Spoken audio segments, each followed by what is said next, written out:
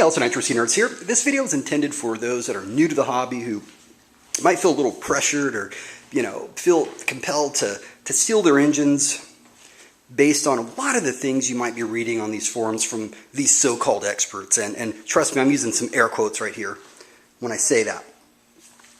Let's just go ahead and get right to it. I'm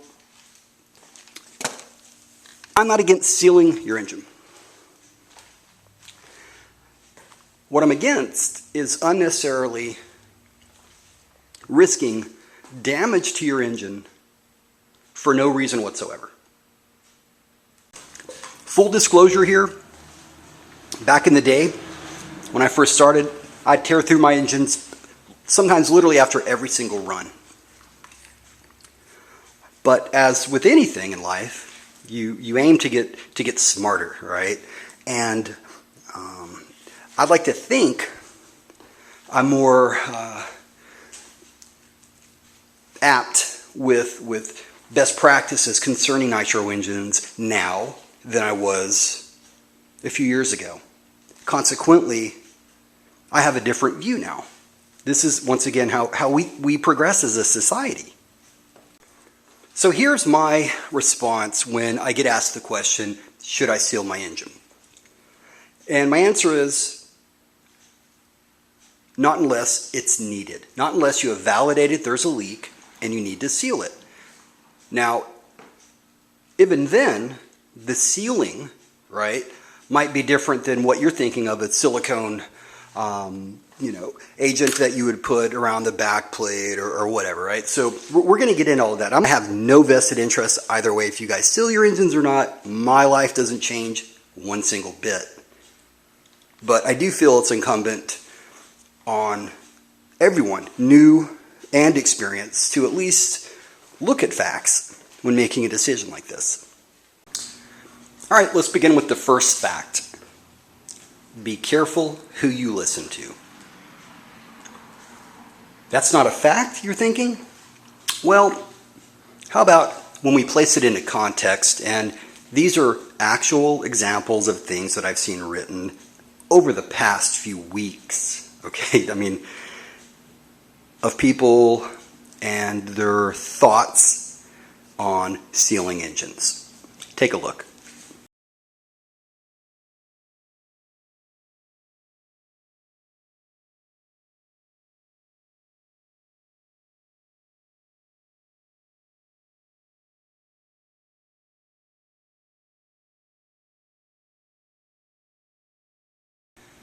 Now, what do each of these people have in common? Well, when they wrote what you just read, none of them had had a nitro engine for longer than 6 weeks. So they're new to the hobby, yet they're telling us about what beast their engines are, but yet they never showed their engines, even upon request. So essentially you have people with potentially less experience than you have who are adamantly, advising that you do what they did, but we never get to see what the results are. We just have to take them for their word. Now, as an example, the one guy that said, his engines now sound better than the pros. Well, it turns out, he's referencing his ready-to-run Red Cat engine.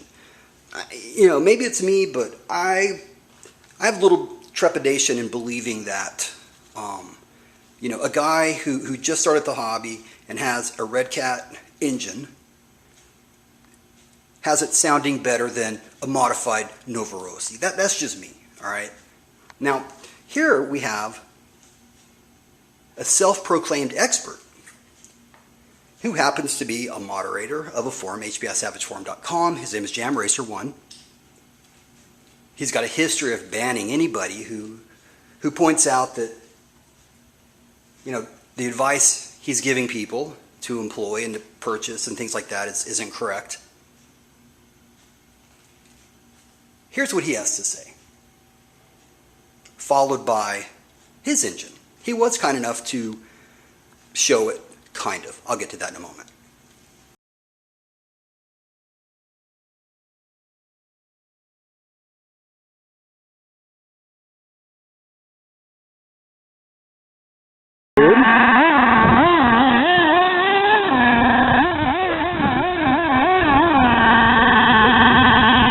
Once you sort out the little issues with a Savage, man, they work good.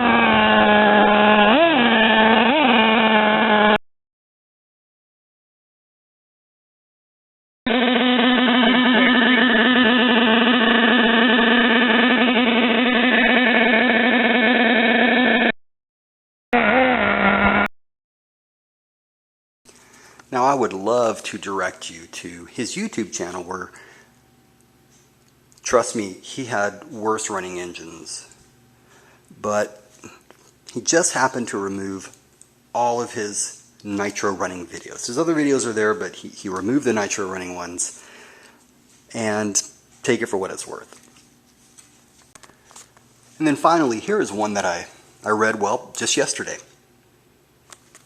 My favorite thing about this is he notes he sealed it after 1/4 of a gallon, which is what, maybe 2.5, 3 tanks? So, I mean, it takes my Savage probably a full tank just to get heat saturated. You know, this is because the TVP plates, you know, the crankcase doesn't sit on the chassis, right? So, I mean, it takes at least a tank just to get heat saturated. How in the world did he tune it and then get his pulse on the optimization enough to realize the difference after he sealed it? Once again, be careful who you listen to. Because you're going to find that people out there, well, they'll flat out stretch the truth.